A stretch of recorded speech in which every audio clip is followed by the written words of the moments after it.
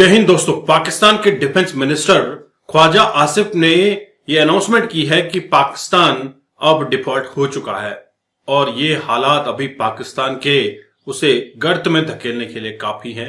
हमेशा आईएमएफ के लोन पे डिपेंड रहने वाला पाकिस्तान अब कंगाल होता हुआ दिख रहा है। वहीं भारत का अलग ही जलवा है। भारत ने अमेरिकन एम्बेसडर के रेड लाइन वाले बयान पे काफी अच्छा काउंटर अटैक किया है। भारत के विदेश मंत्री जयशंकर ने कहा कि अगर हमें पुख्ता सबूत मिलते हैं पन्नू के खिलाफ तो हम अपने देश की सिक्योरिटी के साथ कोई भी समझौता नहीं करेंगे। तो इस वीडियो में हम पाकिस्तानी रिएक्शन देखेंगे और भारत के बढ़ते हुए कदमों की आहट भी सुनेंगे। तो चलिए वीडियो शुरू करते हैं। No government or government employee can be involved in the alleged assassination of one of your own citizens. That's just an unacceptable red line. I will say what is the position of my government. My government is that in this particular case, there have been certain information which has been provided to us, which we are investigating. India is not Pakistan.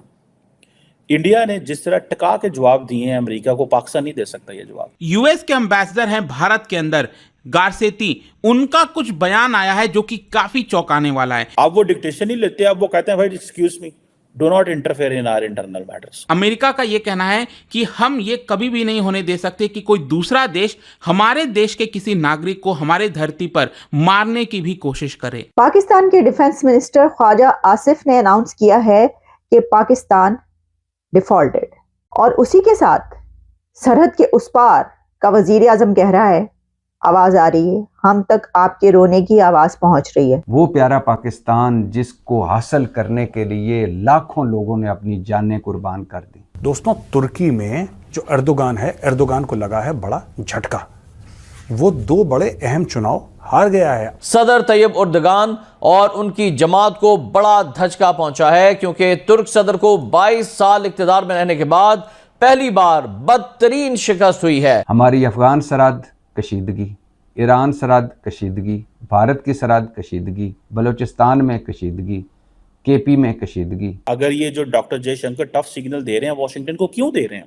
Because वो कहते हैं जी ठीक है, आपने हमसे बंद कमरे में बैठ के निजर वाली बात की, आपने हमारे साथ बंद कमरे में बैठ के रोग एलिमेंट्स की बात की कि जो सिख जो है वो हमारे कुछ रोग एलिमेंट्स ने मारने की कोशिश की। ये देख के खौफ आता है और बाकायदा खौफ आता है। कई बार पहले भी कह चुका हूं, वो प्यारा पाकिस्तान जिसको हासिल करने के लिए लाखों लोगों ने अपनी जानें कुर्बान कर दी, वो प्यारा पाकिस्तान जिसके कायदे आज़म जब फौत हुए तो एम्बुलेंस ख़राब थी, लियाकत अली ख़ान कत्ल हो गए, कायदे आज़म काफिर आज़म लियाकत अली ख़ान कत्ल हो गए, अयूब ख़ान कुत्ता हाय हाय, भुट्टो फांसी, ज़ियाउल हक तैयारा हादसा, जुनेजो बरतरफ, नवाज शरीफ को पीपल्स पार्टी ने कहा कि वो ग्रेटर पंजाब बनाने वाला मुजीबुर रहमान मतलब गद्दार, बेनज़ीर को नवाज शरीफ साहब ने कहा कि ये सिक्योरिटी रिस्क है,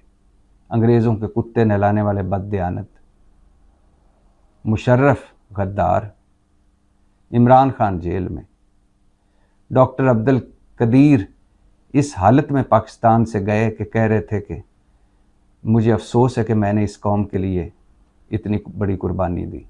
डॉक्टर अब्दुल सलाम, हमने मुल्क निकाला, देश निकाला, दे दिया। मलाला आज भी बाहर बैठी है। कोई हमारा मुत्तफ़िका हीरो नहीं, कोई हमारा मुत्तफ़िका रोल मॉडल नहीं। बिखरी हुई कौम, केकड़ा, वो केकड़े वाली नफ्सियात वाली कौम, एक दूसरे की टांगों से चिमटी कौम, अक़लियत को निकाल कर हम सारे 2 नंबर झूठे, मुनाफिक, धोखेबाज, कम तोलने वाले, जैसे हम वैसे हमारे हुक्मरान, जैसे हमारे मुंह वैसे उनकी चपेड़ें, जैसे हमारी रूहें वैसे वो फरिश्ते। मुल्क का सवा सत्यानाश हो गया और दुख की बात यह है कि आगे का कोई रास्ता भी नज़र नहीं आ रहा। हर कोई, हर इदारा ज़वाल पजीर है, जिसकी लाठी उसकी भैंस है। ईद के बाद जो कुछ होने वाला है, अपोजिशन पूरी सड़कों पर होगी। आईएमएफ आपका मुल्क चला रहा है। आईएमएफ की मर्जी के बिना हुकूमत चंद रुपए ना निकाल सकती है, ना डाल सकती है, ना किसी को दे सकती है, ना किसी के माफ़ कर सकती है। नायल, करप्ट, माने हुए लुटेरे जो ना तेरे ना मेरे, उनके हाथ में हुकूमत और उनके ऊपर IMF। ईद पर भी आपको महंगाई के तोहफे मिलेंगे। You tell me a little bit about where the investigation is and where India and the US are on this. Right. So a couple of things. One, this is another piece of evidence of how strong and close our relationship really is. I mean, it's almost unthinkable a few years ago that we would be coordinating together to hold accountable on both sides of our borders criminal action, whether it was the attack in San Francisco or was something like this that has been alleged. I'm not the criminal justice investigator of this, so I can't comment on what nor would we comment publicly on what our criminal investigation is uncovering, and that's something that's separate from our diplomatic track. We keep that. That's a police, that's a FBI, that's a federal law enforcement, and ultimately U.S. Attorney's Office investigation held very tightly. But I will say that I was very pleased that India put together this commission of inquiry, put senior people who are experienced in law enforcement on that, and that they have been digging in on this side domestically to uncover any evidence that would show a murder for hire plot that included anybody who was from the Indian government. I think that's absolutely critical. For any of us, just abstractly, that has to be a red line. No government or government employee can be involved in the alleged assassination of one of your own citizens. That's just an unacceptable red line. The US ambassador, as an ambassador, obviously will say what he thinks is the thinking of his government or the position of his government. I will say what is the position of my government. And the position of my government is that in this particular case, there have been certain information which has been provided to us which we are investigating. And it is something we are investigating because we believe our own national security interests are involved in that investigation. So as and when we have something to say on that investigation, we would be very glad to speak about it. At this point of time, beyond the fact that there is an investigation going on, we have nothing more to say. The moment you are economically well off, India आज से 15 साल पहले 20 साल पहले dictation लेता था America से, जैसे हम लेते हैं, इंडिया भी डिक्टेशन लेता था. अब वो डिक्टेशन ही लेते हैं, अब वो कहते हैं भाई excuse me, do not interfere in our internal matters. हमारे इंटरनल मैटर है, हमारा एक लीगल प्रोसेस है, डेमोक्रेटिक प्रोसेस है, हमारे आज़ाद अदारे हैं, हमने पिछले 76 साल में जमहूरियत देखी है, ये डेमोक्रेटिक फेस्टिवल है, आप इंटरफेयर ना करें. वो इंटरफेयर इसलिए कह रहे हैं बिकॉज उनको पता है हमारी $200 अरब की ट्रेड है. वो इंटरफेयर इसलिए कह रहे हैं, उनको पता है हमने चाइना के साथ, वो अगले दिन जो डॉक्टर जयशंकर उधर बैठे गए सिंगापुर, तो सिंगापुर जाकर क्या कहा, उन्होंने कहा आपके घरों में जो सामान आता है ना, हम बेच रहे हैं. हमारी नेवी बैठी हुई है रेड सी के अंदर, हमारी नेवी वहां से आपको, we are making it happen. अगर हम ना मौजूद हों तो आपके लिए मुश्किल पैदा हो जाएगी. सो इंडियन नेवी जो है वो एक इस मुश्किल में आ गई, और वो ये जो मुश्किल जो है वो बड़ी अजीब किस्म की उनके लिए मुश्किल है कि अब अपने सामान को भी प्रोटेक्ट करना है और साउथ ईस्ट एशिया को भी प्रोटेक्ट करना. अगले दिन आपको पता, हमने बड़ी डिटेल में जो स्टेट ऑफ मलाक्का की बात की थी कि भाई ये इतना इंपॉर्टेंट चोक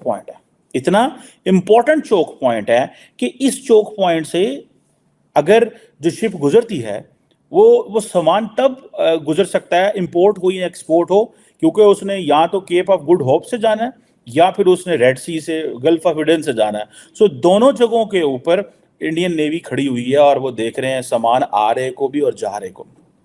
सो ये वो इंडिया दूसरे मुल्कों को एहसास दिला रहा है. वो कह रहा है भाईजान असी तोड़े नाल है, हम यहाँ पे मौजूद हैं, हम आपके साथ खड़े हुए हैं, हम आपको ये करेंगे वो करेंगे. ये एक मैं समझता हूँ ये एक नई एक एनवायरनमेंट है जो बन रहा है.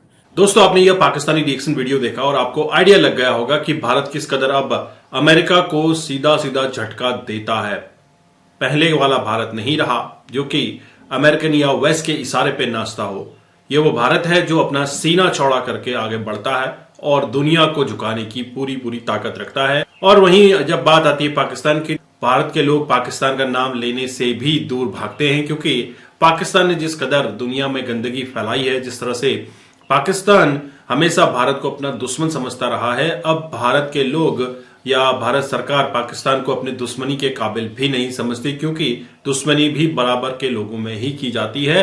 लेकिन भारतीय हमेशा काबिज रहे हैं टॉप पोजीशंस पे और पाकिस्तानी हमेशा गुलामी करते रहे इनकी, और आने वाले समय में भी आपको और भी बदतर हालात पाकिस्तान के होते हुए देखने को मिलेंगे, क्योंकि पाकिस्तान हो चुका है डिफॉल्ट। पाकिस्तान के डिफेंस मिनिस्टर ख्वाजा आसिफ ने भी अब बयान दे दिया है कि पाकिस्तान डिफॉल्ट हो चुका है, क्योंकि पाकिस्तान के पास IMF की किस्त के अलावा कुछ भी नहीं बचा है और उस किस्त को निकालने के लिए, उसका इस्तेमाल करने के लिए भी IMF की परमिशन चाहिए। ऐसा कोई देश हो सकता है जो अपने लोन को चुकाने के लिए दूसरा लोन ले। ऐसे हालात अभी पाकिस्तान की सियासत के हैं कि वो भारत से दोस्ती के गुण गा रही है, भारत से ट्रेड करने की रिक्वेस्ट कर रही है और भारत उसकी तरफ झांक तक नहीं रहा। हालांकि भारत को पाकिस्तान से ट्रेड करके उतना फायदा नहीं है जितना पाकिस्तान को भारत से ट्रेड करके फायदा है, क्योंकि पाकिस्तानियों को काफी सस्ते में सामान मिल जाएगा। भारत पाकिस्तान के बीच ट्रेड ना करने की शुरुआत इमरान खान ने की थी। एक अलग पाकिस्तान बनाने की, द ग्रेट पाकिस्तान अगेन बनाने की बात हुई थी और वही प्राइम मिनिस्टर आज जेल की सलाखों के पीछे है। इस तरह का पाकिस्तान का निजाम है। तो क्या हो सकता है, आप इस पाकिस्तानी रिएक्शन वीडियो में क्या समझे, जरूर आप कमेंट कीजिएगा। और अगर आप इसी तरह के पाकिस्तानी रिएक्शन वीडियो चाहते हैं तो चैनल को सब्सक्राइब करें, वीडियो को शेयर करें। मैं आपको मिलता हूं नेक्स्ट वीडियो में, तब तक के लिए थैंक यू। जय हिंद, जय भारत।